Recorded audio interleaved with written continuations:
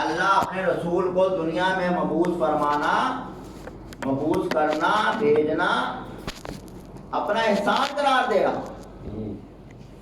سورہ آل عمران کے اندر آیت کا نشان 164، پروردگار عالم ارشاد فرما رہا ہے لقد من اللہ علی المؤمنین اذ بعث فیہم رسولا من انفسہم یتلو علیہم آیاتہ ویزکیہم ویعلمہم الکتاب والحکمہ وإن كانوا من قبل لفی ضلال مبین۔ درود پڑھیے محمد وآل محمد۔ اللہم صلی علی محمد وآل محمد وعجل فرجہ۔ پروردگار عالم قرآن میں باقاعدہ آیت کو بھیج رہا ہے لقد من اللہ علی المؤمنین، ہم نے مومنین پر احسان کر دیا ہے۔ جی اللہ کا احسان ہے مومنین پر، اذ بعث فیہم رسولا منہم من انفسہم،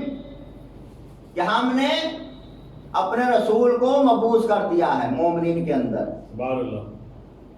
اب تاریخ عالم کا مطالعہ کیجئے کہ جب ختمیہ مرتبہ دنیا میں تشریف لا رہے ہیں تو پورا خطہ عرب، مکہ مکرمہ، خانہ خدا، سارے طرف تاریخ والوں نے لکھا کفر اور شرک کے اندھیرے چھائے ہوئے ہیں۔ لات، منات، عزا، حبل، یہ بڑے بڑے بت اور چھوٹے بت خانہ کعبہ میں لا کر رکھ دیے گئے، بجائے اللہ وحدہ لا شریک کے بتوں کی پوجا ہو رہی ہے، شرک ہو رہا ہے، کفر ہو رہا ہے۔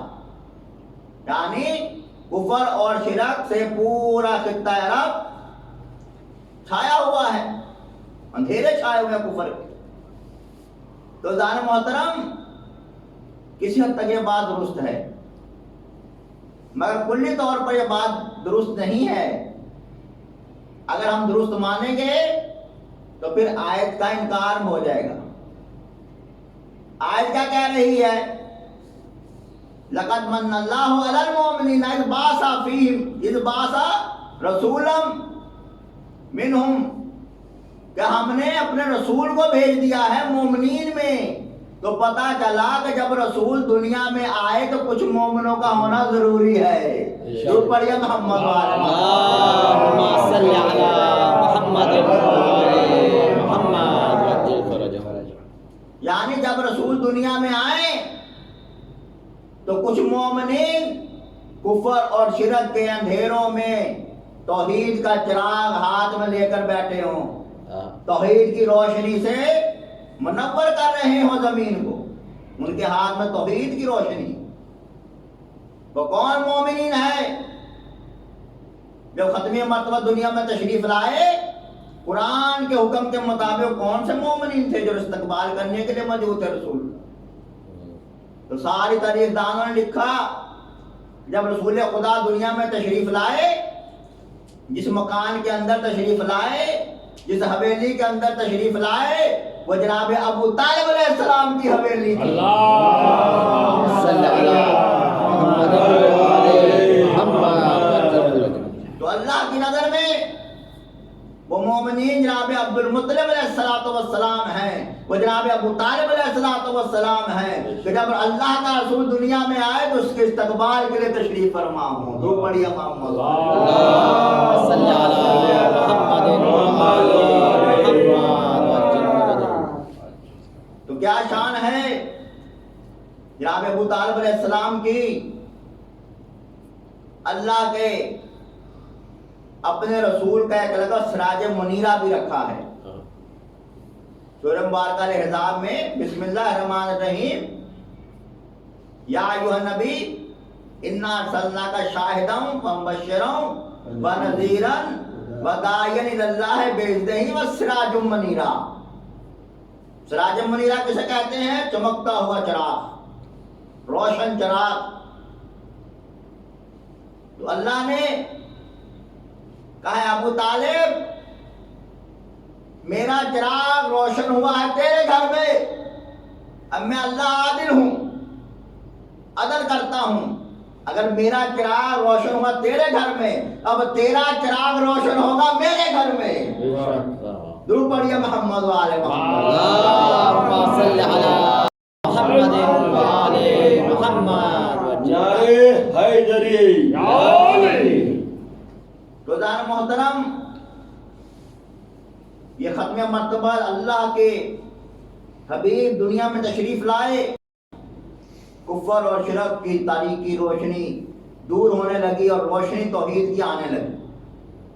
کفر اور شرک کے اندھیروں کو دور کرنے کے لیے آپ تشریف لائے۔ سبحان اللہ۔ جب آپ تشریف لائے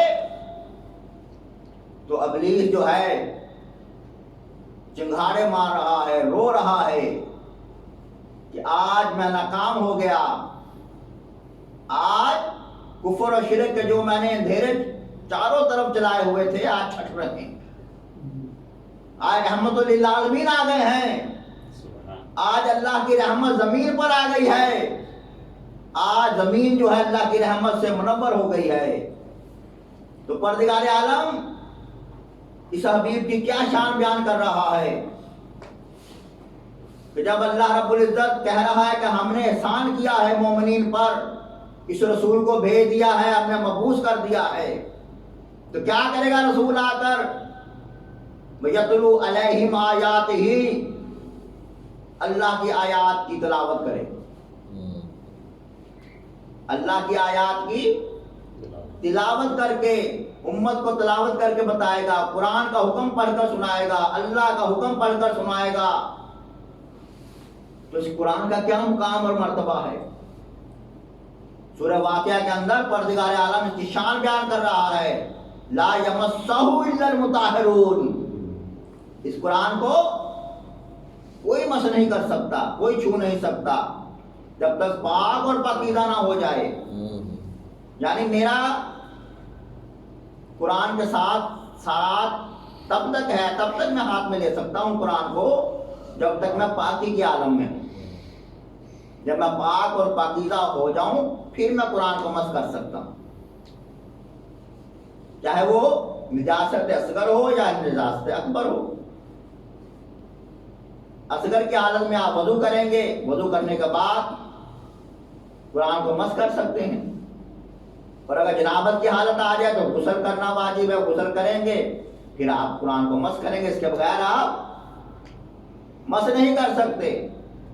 اس سے پہلے جو کتابیں تھیں توراۃ، زبور، انجیل، ان کے لیے شرط نہیں تھی، قرآن کے لیے شرط ہے، لا یمسہ الا المطہرون، اس کو مطہرون ہی مس کر سکتا ہے۔ اگر قرآن کو مس کر سکتا ہے مطہرون، جس حالت میں آپ قرآن کو مس نہیں کر سکتے، تو وہ قرآن جس کو نجاست کے عالم میں مس نہیں کیا جا سکتا، اگر وہ قرآن جس کے سینے میں اتر رہا ہے وہ خود کتنا طاہر ہوگا، وہ خود کتنا طیب ہوگا، وہ کتنا طاہر ہوگا، جس کے قلب کے اوپر قرآن نازل ہو رہا ہے، جس کا جسم اطہر میں قرآن داخل ہو رہا ہے، وہ اللہ کا رسول کتنا طیب ہوگا، کتنا مطہر ہوگا، کتنا پاک ہوگا۔ اور اگر یہی اللہ کا رسول یہ کہہ دے کہ یہ قرآن 100% کسی کے ساتھ ہے، میرا ساتھ تو تب تک ہے نا جب تک میں پاکی کے عالم میں ہوں، اگر میں ناپاک ہو جاؤں تو میرا تو ساتھ ختم ہو جائے گا نا۔ بات کو سمجھیے، قرآن کو تب تک آپ ساتھ رکھ کے سکتے ہیں جب تک آپ پاکی کے عالم میں ہیں۔ آپ پاکی کے عالم میں نکل گئے، آپ کا قرآن کا ساتھ چھوٹ گیا۔ اب اللہ کے رسول نے آواز دی، القرآن و مال علی و مال قرآن، قرآن علی کے ساتھ ہے، علی قرآن کے ساتھ ہے۔ اب یہ ماں کی طاقت یہ ہے کہ 100% قرآن اور علی ساتھ ہیں۔ بے شک بے شک، یعنی جیسا طیب، جیسا طاہر، جیسا پاک قرآن ہے، ویسا ہی طیب، ویسا طاہر، ویسا پاک علی ہے۔ اللہم صلی علی محمد محمد وجل فرجهم قرآن پاک ہے تو علی بھی پاک ہے، بے شک اگر قرآن طیب ہے تو علی بھی طیب ہے، اگر قرآن طاہر ہے تو علی بھی طاہر ہے۔ کیوں؟ اللہ کے رسول نے فرمایا القرآن مال علیو العلیو مال قرآن ہو، قرآن علی ہے، علی قرآن ہے، یعنی اگر لفظوں میں آ جائے تو قرآن کہلائے، اگر جسم میں آ جائے تو علی کہلائے۔ سبحان اللہ، واہ واہ۔ یہ ایسا ساتھ ہے، نہ قرآن علی سے جدا ہے نہ علی قرآن سے جدا ہے۔ اب اگر یہ کہہ دیا جائے کہ فلاں تو علی کی محبت نہیں رکھتا، فلاں تو علی سے بغض رکھتا ہے، فلاں تو علی کو برا بھلا کہتا ہے، فلاں تو علی سے جنگیں کرتا ہے، فلاں نے تو علی کے خلاف یہ کیا، فلاں نے علی کے خلاف یہ کیا، تو گھبرانے کی ضرورت نہیں ہے۔ کیوں؟ قرآن کی روشنی میں وہ اس لیے یہ کر رہا ہے کہ وہ عین نجاست ہے، بے شک وہ عین نجاست ہے، اور نجس جو ہے وہ طیب سے دور ہے، بے شک نجس جو ہے وہ پاک سے دور ہے۔ اللہ نے نجاست کو ان سے دور کیا، جس طرح قرآن سے نجس دور ہے، لا یمسہ الا المطہرون۔ تطہیر کی آیت نہیں پڑھ رہا، یہ قرآن کی سورہ واقعہ کی آیت پڑھ رہا ہوں جو قرآن کے بارے میں آئی ہے۔ قرآن کا تو سب سمجھتے ہیں، اہل بیت کو نہیں سمجھتے۔ ہم قرآن کے ذریعے سے اہل بیت کو سمجھائیں گے۔ آپ قرآن کو آپ مانتے ہیں، اہل بیت کو نہیں مانتے، حالانکہ اللہ کے رسول نے ان دونوں کا ذکر کیا ہے۔ میں تمہیں دو بھاری سے چھوڑے جا رہا ہوں، ایک قرآن ہے اور ایک میری اہل بیت ہے۔ جو پڑھیے محمد آل محمد۔ اللہم صلی علی محمد وعلی محمد۔ ایک قرآن ہے، ایک میری اہل بیت ہے۔ نہ قرآن اہل بیت سے جدا ہے، نہ اہل بیت قرآن سے جدا ہے۔ یعنی یہاں تو اللہ کے رسول نے علی کا نام لیا ہے، وہاں اللہ کے رسول نے اہل بیت کا نام لیا ہے۔ یعنی جیسے علی قرآن کے ساتھ ہیں ویسے حسن بھی قرآن کے ساتھ ہیں، ویسے مولا حسین بھی قرآن کے ساتھ ہیں، ویسے سید سجاد بھی قرآن کے ساتھ ہیں۔ آگے سید سجاد کی اولاد میں سے ہر امام قرآن کے ساتھ ہے، حتیٰ کہ امام زمانہ اور قرآن ساتھ ہے۔ اللہم صلی علی محمد وعلی محمد وجل سارے دیگر صلوات۔ اللہم صلی علی محمد وعلی محمد وجل فرجهم۔ نعرے حیدری یا علی۔ تو اللہ کا رسول آئے گا، اللہ کا احسان بن کر آئے گا امت کے اوپر۔ بے شک مومنین پر اللہ کا احسان ہے، یتلو علیہم آیاتہ، جو اللہ کی آیات کی تلاوت کرے گا، وَيُزَكِّيهِمْ، اور اس کا تزکیہ کرے گا، اس کے نفسوں کو پاک کرے گا۔ تزکیہ نفس، تزکیہ کرے گا مطلب کیا ہے؟ اتنا مشکل ہے جس کے دل اور دماغ کو کفر و شرک کے اندھیرے چھا رہے ہوں گے، جس کے دل اور دماغ میں کفر اور شرک کے اندھیرے چھا رہے ہوں گے، اس کفر اور شرک کے اندھیروں کو دور کر کے توحید کی روشنی داخل کرنا، رسالت کی روشنی داخل کرنا، امامت کی روشنی داخل کرنا، اس کے نفس کو جہنم سے پکڑ کر جنت کی طرف لے کر آنا، کتنا مشکل کام ہے۔ یہ کام نبی نے کرنا ہے، اس کے نفسوں کو پاک کرنا ہے۔ مومنین کے نفسوں کو پاک رسول کرے گا، مسلمانوں کے نفسوں کو پاک رسول کرے گا، مومنوں کے نفسوں کو پاک رسول کرے گا، انسانیت کے نفسوں کو پاک رسول کرے گا۔ جو مومنوں کے نفسوں کو پاک کرے، مسلمان کے نفس کو پاک کرے، جو انسانیت کے نفس کو پاک کرے، اس کو محمد رسول اللہ کہتے ہیں، اور جس کو نفس محمد کہتے ہیں اس کو علی کہتے ہیں۔ سبحان اللہ، واہ واہ۔ تو پڑھیے محمد آل محمد۔ اللہم صلی علی محمد وعلی محمد۔ جس کو اللہ نفس محمد کہہ دے، نفس پیغمبر کہہ دے، اس کو علی کہتے ہیں۔ صحابہ کرام کے مجمع میں رسول خدا تشریف فرما ہے، ایک صحابی کھڑا ہو گیا، یا رسول اللہ آپ کو سب سے زیادہ کس سے محبت ہے؟ खत्म मतबा ने कहा फलां से, वो बैठ गया। फिर खड़ा हुआ, इसके बाद या रसूल अल्लाह आपको किससे ज्यादा मोहब्बत है? रसूल अकरम ने कह दिया फलां से। फिर कहने लगा या रसूल अल्लाह उनके बाद किससे मोहब्बत है? कहने लगा फलां से। रसूल अकरम ने कहा फलां से। अब उसे रहा नहीं गया, बेचैनी थी ना दिल में। कहा या रसूल अल्लाह फिर अली कहाँ है? आपने अली का नाम नहीं लिया।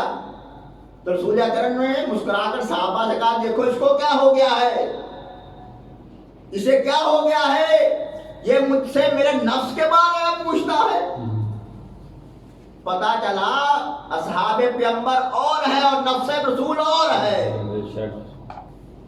अब जैसा रसूल होगा वैसे तो नफ्स होगा ना। जैसा तैयब, जैसा ताहिर, जैसा पाक, जैसा पाकीज़ा रसूल अकरम है, वैसा तैयब, वैसा ताहिर, वैसा पाक नफ्से रसूल है। तो अल्लाह का रसूल तज़किया करेगा, उम्मत को नफ्सों को पाक करेगा, तौहीद की रोशनी की तरफ लेकर आएगा, रिसालत की रोशनी की तरफ लेकर आएगा, इमामत की रोशनी की तरफ लेकर आएगा। वयुअल्लिमुहुमुल किताबा वल हिकमा, और इल्म और हिकमत की तालीम अता करेगा। इल्म भी देगा, हिकमत भी अता करेगा। अब कुरान की रोशनी में, इस आयत की रोशनी में सारी उम्मत जो है इल्म की मोहताज है रसूल अल्लाह की तरफ। इल्म लेने के लिए मोहताज है रसूल अकरम की। पूरी उम्मत हिकमत लेने के लिए मोहताज है रसूल अकरम। जैसी हिकमत यानी कि रसूल अकरम के पास है, पूरी उम्मत में से किसी के पास नहीं।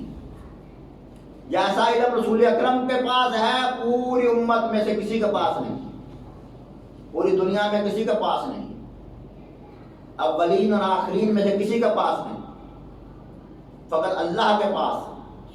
अल्लाह ने इल्म अता किया रसूल अकरम को, अल्लाह ने हिकमत अता की रसूल अकरम। अब सारे मोहताज हैं ना लेने के लिए। अब आए या रसूल अल्लाह हमें इल्म अता कीजिए, या रसूल अल्लाह हमें हिकमत अता कीजिए, ताकि कहीं हम शैतान के दरगाह में ना आ जाएं, जहालत की तरफ ना चले जाएं। इल्म को छोड़कर हम जहालत की तरफ ना चले जाएं, हिकमत को छोड़कर हम जहालत की तरफ ना चले जाएं। और जो जहालत होती है वो शैतान की साथी होती। तो रसूल अकरम ने फरमाया अना मदीनातुल इल्म व अलीयुल बाबुहा, अना मदीनातुल हिकमत व अलीयुल बाबुहा। मैं इल्म का शहर हूँ और अली उसका दरवाजा है। मैं हिकमत का शहर हूँ, अली उसका दरवाजा है। रसूल अकरम ने ऐलान कर दिया, ओ दुनिया वालों सुन लो, जान लो, अगर इल्म लेना है तो अली के दरवाजे पर आना पड़ेगा, अगर हिकमत लेनी है तो अली के दरवाजे पर आनी पड़ेगी। अब अगर कोई अली से झगड़ा करे समझो वो जाहिल है। नाराए हैदरी। अब अगर कोई अली से जंगे करे, अली से झगड़ा करे, वो समझो शैतान के नरके में, हमसे बड़ा जाहिल कोई नहीं। वो इल्म हासिल करने के बजाय अली से झगड़ा कर रहा है। अल्लाह के रसूल ने कहा पर दरवाजे पर आओ, जो दरवाजे पर आएगा खैरात उसको मिलती है। अगर कोई खैरात लेना चाहे दक्कुल बाब करेगा, दरवाजा खटखटाएगा,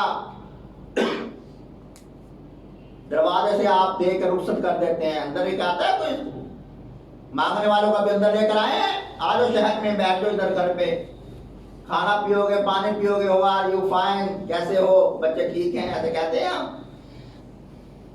उसकी मुश्किल पूरी करके दरवाजे से ही रुखसत कर देते हैं। तो अल्लाह के रसूल ने शाह फरमाया, ए उम्मत वालों, अली तुम्हारे लिए काफी है। मेरे अली के पास तुम आओगे, अली इल्म भी देगा, अली तुम्हें हिकमत भी देगा, अली तुम्हें तालीम भी देगा, अली तुम्हें कुरान भी देगा, अली तुम्हारे नफ्स का तज़किया भी करेगा। अब अगर कोई अली के दरवाजे पर आए समझो कि वो अल्लाह वाला भी है, वो रसूल वाला भी है, वो अली वाला भी है। दुरूद पढ़िए मोहम्मद वाले अल्लाहुम्मा सल्ली अला मुहम्मद व आले मुहम्मद।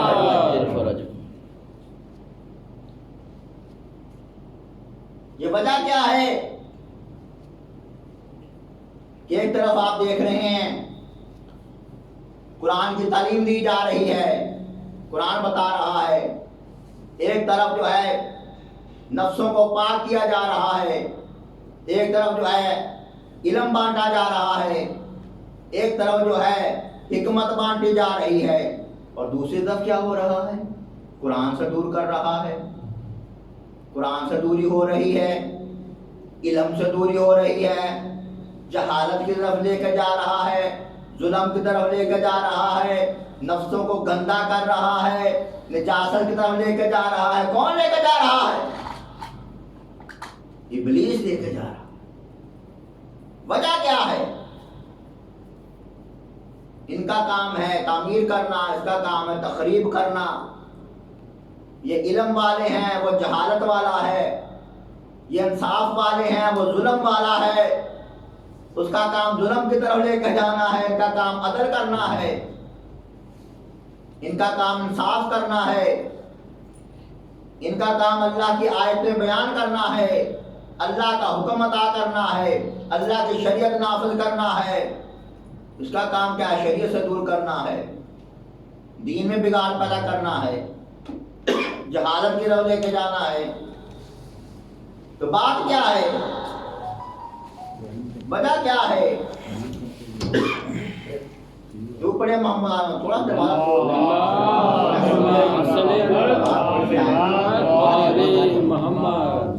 وجہ کیا ہے؟ یہ کیا وجہ ہے؟ پروردگار عالم قرآن میں ارشاد فرما رہا ہے۔ تھوڑا پیچھے جانا پڑے گا اس کی وجہ تلاش کرنے کے لیے۔ جب پروردگار عالم نے زمینوں کو خلق کر دیا، آسمانوں کو خلق کر دیا، ملائکہ بھی خلق ہو گئے، ابھی آدم خلق نہیں ہوئے ہیں، اللہ نے ایک اعلان کیا، قال انی جاعل فی الارض خلیفہ، میں زمین پر اپنا ایک خلیفہ بنانے جا رہا ہوں۔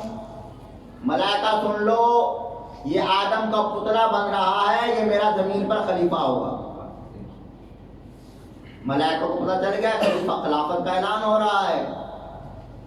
وہ بھی اپنے نومینیشن پیپر لے کر آئے اللہ کے پاس، پروردگارا ہم بھی، ہمارے اندر بھی یہ صلاحیت ہے کہ تیری خلیفہ ہم قرار پائیں، ہمیں تو خلیفہ بنا، ہمیں خلیفہ بنا۔ ہم تسبیح کرتے ہیں، عبادت کرتے ہیں، تمہید کرتے ہیں، تمجید کرتے ہیں، ذکر کرتے ہیں، تیری عبادت کرتے ہیں۔ اللہ نے کہا جو میرے علم میں ہے وہ تم نہیں جانتے۔ ملائکہ خاموش ہو گئے، درخواست کی، اللہ نے ریاکٹ کر دی، نہیں۔ آدم علیہ السلام کو کہا جب میں آدم علیہ السلام کی روح پھونک دوں سب سجدہ کرنا، سجدے میں گر جانا۔ سارے ملائکہ سجدے میں گر گئے۔ قرآن کہتا ہے الا ابلیس، ابلیس پہلے خلق ہو چکا ہے، الا ابلیس اس نے نہیں کیا سجدہ۔ اب قرآن 3 مقامات پر سورہ البقرہ میں بھی واقعہ ملتا ہے، سورہ الاعراف میں بھی، اور سورہ صاد کے بالکل آخر کی آیت، مختلف فرق کے ساتھ واقعہ یہی ہے۔ پروردگار نے پوچھا کہ تو نے کیا، کس بات نے تجھے روکا کہ تو نے آدم علیہ السلام کو سجدہ نہیں کیا جس کو ہم نے اپنی قدرت سے خلق کیا؟ تو خیر لمبا یہاں پہ گفتگو ہے، مجھے ایک استدلال لینا ہے اس آیت میں سے۔ وہ کہنے جب کہہ چکا ساری بات، پروردگار نے راندہ درگاہ کر دیا، تو پھر کہنے لگا مجھے اتنی مہلت دے، اس آدم کا سے میں راندہ درگاہ تو ہو گیا ہوں، میری بارگاہ سے نکال چکا ہے تو مجھے، مگر کالا فَبِعِزَّتِكَ لا اغوینہم اجمعین، ہے ابلیس ہے، اللہ کی عزت کا قائل ہے۔ کالا فَبِعِزَّتِكَ لا اغوینہم اجمعین، مجھے اتنی مہلت دے کہ میں آدم کی پوری اولاد کو پھٹکا دوں گا۔ اچھا مولوی سے آدمی سوال کرے، کرنا سوال جا کر، ابھی تو آدم علیہ السلام خلق ہوئے ہیں، ابھی بہت زمانہ نہیں گزرا، ابھی تو روح آئی آدم علیہ السلام کو، سجدہ ہوا ہے اور فوراً یہ اس نے انکار کیا ہے، سارا واقعہ اسی وقت کا ہے، یہ کوئی اتنی دیر نہیں گزری ہے۔ قرآن کہتا ہے ابلیس نے کہا کالا فبعزتی کا لا اغوینہم اجمعین، سامنے تو آدم ہے، یہ اجمعین کہاں سے آ گئے؟ جی سامنے جو مقابلہ ہو رہا ہے تیرا آدم کے ساتھ ہو رہا ہے، یہ اجمعین کدھر سے آ گئے؟ تو ملا سے پوچھنا ابلیس کو اتنا نظر آ رہا ہے قیامت تک کے لیے آدم کی اولاد کو، اگر ہم کہنے رسول اللہ یہ دیکھ رہے ہیں، کہتے دیوار کے پیچھے کا علم نہیں، یعنی ابلیس کہہ رہا ہے لا اغوینہم اجمعین، بے قصور کیا ہے، یہ اجمعین نے کیا قصور کیا ہے؟ وہ تیرا تو مقابلہ آدم کے ساتھ ہے، آدم کے خلافت کا مقابلہ ہوا، تو ہار گیا، تو یہی تو ابلیسیت ہے، اسی کا نام ابلیسیت ہے کہ اگر نبی سے انتقام نہ لے سکو تو اولاد نبی سے انتقام لے لو۔ اب جو اولاد نبی پر ظلم کرے وہ سمجھو ابلیس کے شکل نظرے میں، وہ ابلیسیت کے نرغے میں ہے۔ جو اولاد نبی پر ظلم کرے، جو اولاد نبی پر انتقام لے، تو ابلیس نے کہا کالا فبعزتی کا لا اغوینہم اجمعین، تو اللہ نے کہا جو تیرے ساتھ اس کی اولاد میں سے جائے گا تجھے بھی جہنم میں پھینکوں گا، اس کو بھی جہنم میں پھینکوں گا۔ سورہ اعراف کے اندر پروردگار عالم نے اس بات کو ایک اور جملے کے ساتھ مزین کیا، لا اقعدن لہم صراطک المستقیم، کیا کہتا ہے؟ تیری صراط مستقیم پر بیٹھ جاؤں گا اور اس آدم کی پوری اولاد کو گمراہ کروں گا۔ اللہ نے مہلت دی، وقت معلوم تک تجھے مہلت ہے۔ اب قرآن سورہ یاسین اگر پڑھیے، اللہ نے خبردار کیا ہے اے بنی آدم خبردار، شیطان کے پیچھے نہ چلنا، شیطان کی عبادت نہ کرنا، شیطان کے پیچھے نہ چلنا، یہ تمہارا کھلم کھلا دشمن، عدو مبین کہا ہے اللہ نے، یہ کھلم کھلا دشمن ہے تیرا۔ تو پھر ہم کیا کریں؟ پروردگار دشمن ہے تو ہمیں بچا، کہا ہاں طریقہ میں بتاتا ہوں، کہا ہے اہدنا الصراط المستقیم، اہدنا الصراط المستقیم، یہ اہدنا الصراط المستقیم 5 وقت نماز میں اللہ نے رکھ دی۔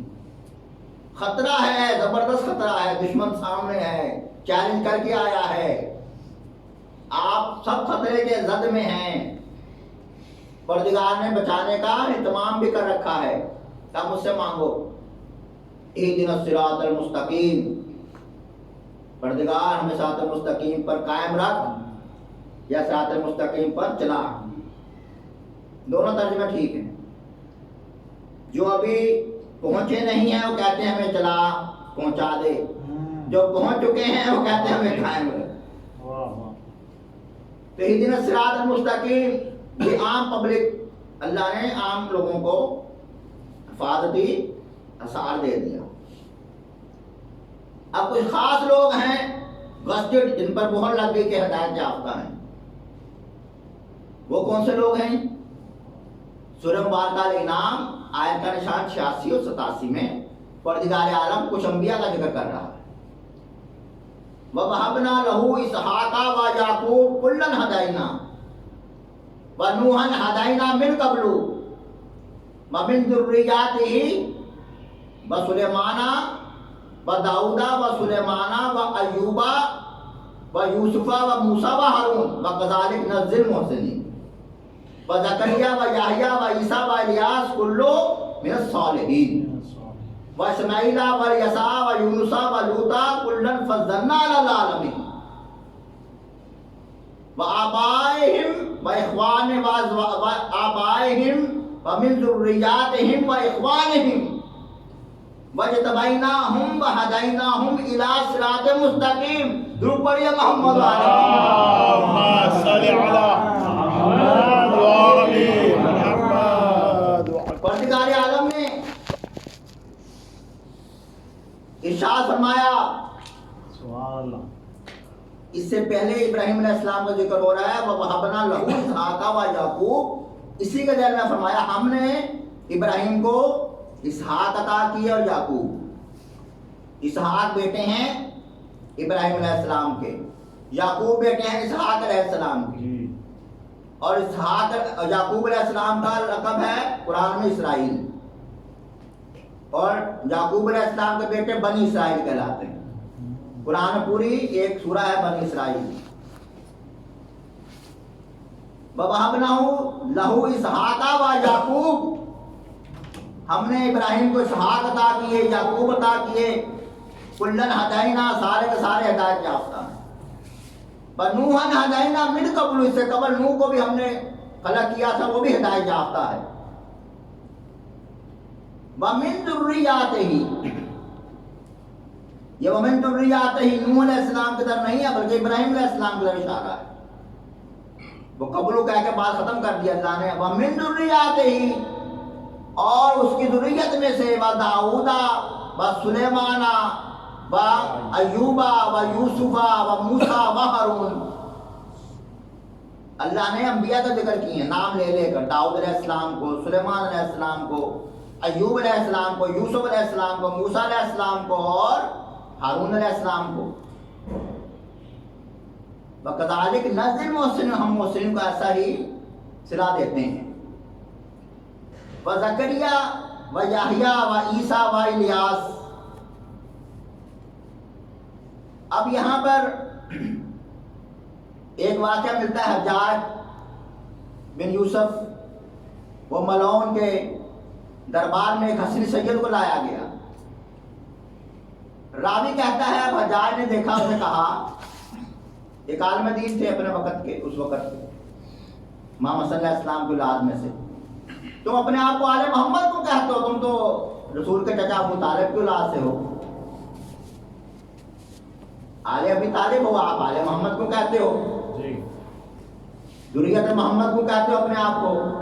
اگر تم نے ثابت نہ کیا قرآن سے، تمہاری ابھی گردن اتاری جائے گی.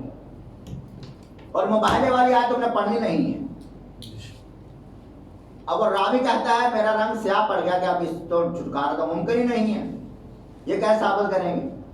تو اطمینان سے سید صاحب نے یہ قرآن کی آیت تلاوت.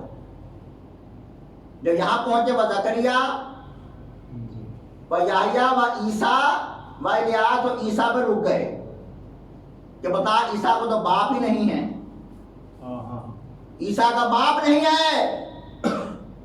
اس سے پہلے اللہ نے کہا من ذریاتہ، جہاں آیت شروع ہو رہی ہے من ذریاتہ، کس کی ذریت؟ ابراہیم کی ذریت.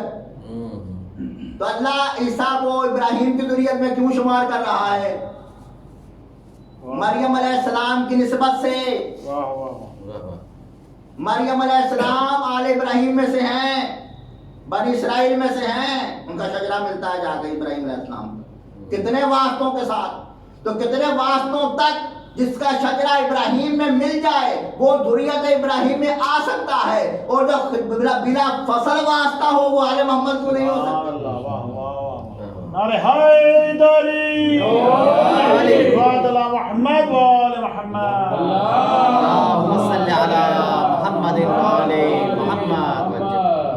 تو سیدہ فاطمہ زہرا سلام اللہ علیہا کا بلا فصل رابطہ رسول اللہ کے ساتھ ہے.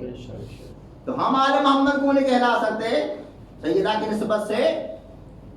اگر عیسیٰ ابن مریم علیہ السلام کی نسبت ذریت ابراہیم میں آ سکتے، ہم ذریت محمد میں آ سکتے، ہم آل محمد میں آ سکتے. قرآن کی روشنی میں، قرآن کی روح سے ہم آل محمد ہیں، ہم ذریت محمد ہیں، ہم فاطمہ زہرا کی اولاد ہیں، اور وہ محمد رسول اللہ کی اولاد ہیں. درود پڑھیے رسول اکرم کی ذات. اللہم صلی علی محمد و آل محمد. نعرہ تکبیر، اللہ اکبر، نعرہ رسالت یا رسول اللہ، نعرہ حیدری. اب اللہ نے کوئی نام چھوڑا نہیں ہے، اللہ نے بڑے بڑے نبیوں کے سب کے نام گنوا دیے. ابراہیم، نوح علیہ السلام، موسیٰ علیہ السلام، داؤد علیہ السلام، عیسیٰ علیہ السلام، یہ بڑے بڑے نبی ہیں نا، صاحب شریعت ہیں، صاحب کتاب ہیں، صحیفے بھی آئے ہیں ان کے پاس. اور اگر علماء کرام سے پوچھا جائے تو رسول اللہ کے بعد گروہ انبیاء میں جناب ابراہیم علیہ السلام کا مقام ہے، جناب ابراہیم علیہ السلام کا مرتبہ ہے، جد الانبیاء قرار دیا اللہ نے، یعنی رسول اللہ کے بعد جناب ابراہیم علیہ السلام کا مقام. درود شریف میں دیکھیے آپ، ابراہیم علیہ السلام کا ذکر ہے، آل ابراہیم علیہ السلام کا ذکر ہے. اللہ نے برکتیں نازل کی ہیں، اللہ نے ان کے اوپر رحمتیں نازل کی ہیں. کوئی کم مقام اور مرتبہ نہیں ہے ابراہیم علیہ السلام کا. لیکن جب ذکر کر رہا ہے وَاجْتَبَيْنَاهُمْ وَهَدَيْنَاهُمْ، اللہ نے سب کو چنا اور ان کی ہدایت کی اِلَىٰ صراط مستقیم. صراط مستقیم کی زمین پہ مہر لگی ہوئی ہے، ہم پہ نہیں ہے. ہمارا فیصلہ مرنے کے بعد ہوگا کون صراط مستقیم پر ہے اور کون بھٹکا ہوا تھا. اس پر اللہ نے مہر لگائی ہیں، گسٹڈ ہیں. وَهَدَيْنَاهُمْ إِلَىٰ صراط مستقیم، اور اللہ نے ان کی ہدایت کی صراط مستقیم کی طرف. دو لفظ ہیں عربی میں، الف لام یہ اور کھڑا الف الہ، اس کا مطلب کی طرف. عین لام یہ اور کھڑا الف اس کا نام ہے الہ، اس کا مطلب اس کے اوپر. الہ اور اللہ صاحب کا ذکر کیا اللہ نے، الف لام یہ کے ساتھ الہ کی طرف. صراط مستقیم پر نہیں کہا اللہ نے، ان کی طرف صراط مستقیم کی طرف ہدایت کی ہے. اب صراط مستقیم کیا ہے؟ تو اگر سارے نبی صراط مستقیم کی طرف ہیں تو صراط مستقیم پر ہے کون؟ اب قرآن جواب دے رہا ہے، بسم اللہ الرحمن الرحیم، یاسین والقرآن الحکیم انک لمن المرسلین علی صراط مستقیم. درود پڑھیے محمد رسول اللہ کی صلی علی محمد وعلی محمد. سید و سردار والقرآن الحکیم، عزت والے قرآن کی قسم، انک لمن المرسلین، آپ مرسلین میں سے ہیں، بے شک آپ مرسلین میں سے. علی صراط مستقیم، اور صراط مستقیم پر ہیں. جی ابراہیم علیہ السلام صراط مستقیم پر نہیں ہے، کی طرف. موسیٰ عیسیٰ علیہ السلام نہیں ہے، نوح علیہ السلام بھی نہیں ہے، داؤد علیہ السلام بھی نہیں. سارے صراط مستقیم کی طرف ہیں. میرا رسول صراط مستقیم کے اوپر ہے. ایک اور ہے سورہ مبارکہ نحل، آیت کا نشان 76، جا کے دیکھ لینا. پوری آیت نہیں پڑھوں گا، ایک ٹکڑا آخر کا پڑھوں گا. یامر بالعدل وہو الی صراط مستقیم، یہاں بھی عین کے ساتھ ہے الی، وہو الی صراط مستقیم. وہ شخص جو ہے وہ عدل کا حکم دیتا ہے اور صراط مستقیم کے اوپر ہے. آیت آئی سورہ نحل، آیت کا نشان 76. رسول اللہ صحابہ کے من میں بیٹھے ہیں. ایک صحابی رسول ہیں عبداللہ ابن مسعود، بزرگ صحابی، اہل سنت کے بہت معتبر صحابی، ہمارے بھی معتبر ہیں. عبداللہ ابن مسعود رضی اللہ عنہ نے پوچھ لیا، یا رسول اللہ وہ دوسرا کون ہے جو آپ کے ساتھ صراط مستقیم پر ہے؟ اچھا ابھی عبداللہ ابن مسعود نے سوال کیا، یہ پیچھے دروازہ مولا علی کا دروازہ صحن مسجد میں کھلتا تھا. جی سب کے دروازے بند ہو گئے تھے، مولا علی کا دروازہ اللہ کے حکم سے کھلتا تھا صحن مسجد میں. ابھی اس نے سوال کیا، جیسے مولا علی نے دروازہ کھولا، ایسے کھٹکا ہوا، دروازہ کھولا، اس نے پیچھے مڑ کر دیکھا کون آیا، دیکھا علی آئے. علی آئے، علی علیہ السلام کو دیکھا، پھر سوال کر دیا، اچھا علی آ رہے ہیں. پھر سوال کر دیا، یا رسول اللہ وہ دوسرا کون ہے جو آپ کے ساتھ صراط مستقیم پر ہے؟ رسول نے مسکرا کر کہا، ابن مسعود دیکھ بھی رہا ہے، پوچھ بھی رہا ہے. سبحان حیدری اب دو ہو گئے صراط مستقیم پر، یا محمد الرسول اللہ صراط مستقیم پر ہے، یا علی ولی اللہ صراط مستقیم پر ہے. ایک اور بھی ہے صراط مستقیم پر ہے جو میں پہلے بتا کر گیا ہوں، لَأُقْعِدَنَّ لَهُمْ صِرَاطَكَ الْمُسْتَقِيمَ. کیا کہہ کر نکلا تھا وہاں سے؟